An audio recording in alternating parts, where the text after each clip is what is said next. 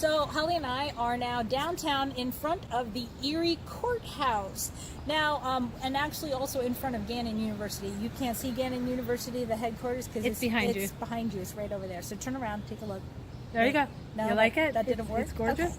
Okay. But the courthouse actually plays a part in my... blank on the title, because that'll make me feel better. A Promise to Keep. Darn it. A Promise to Keep. The third of the Hawkins books kind of opens in this courthouse. And I've been in there. I know what it looks like, and that's how I've gone on jury duty, and because I have me too. Police in my family, and I thought that would be why I didn't get picked. No, it's because I have medical people in my family, and I got the way. The case involved medical. I got stuff. all the way inside, and they said, "Anybody with medical people?" I did this, and they said, "Yeah, go get out of here." And I'm like, "Wow." I've been on for jury. I tried to use Holly's police connections to get out, but not that. No, actually, I really I kind of want to be on a jury. I kind of wanted to do it. I want to be on a jury, but we actually got as far. They brought all of us into a courtroom and left us sitting there. Those benches are really hard, and then they And while we were sitting there, what we didn't know, the lawyers were hammering out a last-minute deal in the back room. So then they came out and they said, "Okay, we've reached a deal. Thank you, everyone. You can go home." So there you go. So there it is. But yeah, that is in A Promise to Keep. So that's pretty cool. Remembered the title. I remember the title. I know. So today's topic, or this episode's topic, is helpers. VAs, which means virtual assistant. PA, which means personal assistant, which a PA could be a VA. Editors, cover artists, things like that, because I know people have asked, like, do you have? I don't have a PA or a VA. It might be helpful if I did, but I don't. Well, and I think it comes down to control and a lot of issues, like finding out how much control you'll let go of. Yep. And ultimately, you're the boss of all these people. It's your work. You're the writer. But and so you have to direct them. You have to tell them what you want done. You have to approve what they've done. So there's that.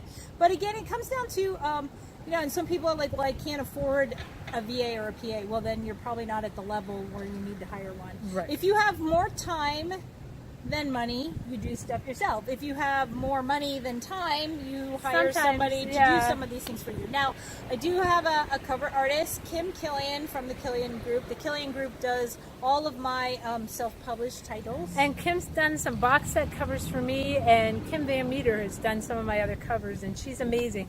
That's not something, if I'm self-publishing, I want a cover that looks professional. Your cover is your first piece of marketing, and your cover is the first thing to draw a reader's attention to it. So don't do a cover And Kim yourself. did my Made in LA covers, which I think were brilliant. Those were fantastic. Which Kim? Because they're both Kim. Oh, Kim Van Meter. Okay, see? So there you go. It They're gets both tricky. It must be the name. Very artistic It's a people. graphic artist's name, I guess. Like Susan, it's amazing how many Susan romance writers there are. It's kind of freaky. But it's just, there's not many Hollies out there. There's not. No, I'm unique. Now that you mention it. I'm unique. And it is my real name. In many ways. Oh, yes. My family, if they're listening, is rolling their eyes and nodding, saying, oh, yeah, she's unique. But, that idea of when it's time to hire someone. I have someone who hires, or that takes care of a lot of my independent stuff now, and does some of the work that I just seriously don't have time with. We've got a huge family. I'm taking classes again. And so letting go enough to let somebody else take on some of the work made sense for me.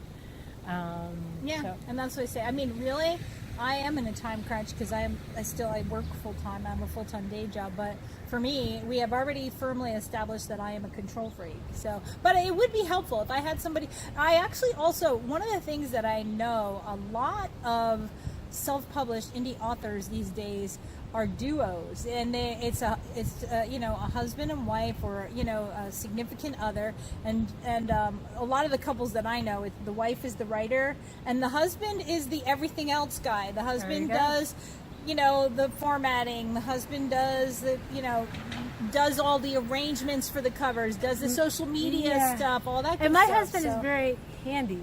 We refer to him as himself on social media. But I don't feel that would be something he would excel at. Yeah. He is great because he's in law enforcement. I do frequently ask him questions like, hey, so if I have a dead body, here or there, what would be the procedure for the cops? And he doesn't even ask, like, if I really have a dead body. He just rolls his eyes and gives me the information. And that's it. So there you have it. So if you have more money than time, hire somebody. If you have more time than money, you kind of got to do it yourself. There you go. Hey, shoot us any questions that you have. There's a comment box down here, so we want to hear from you.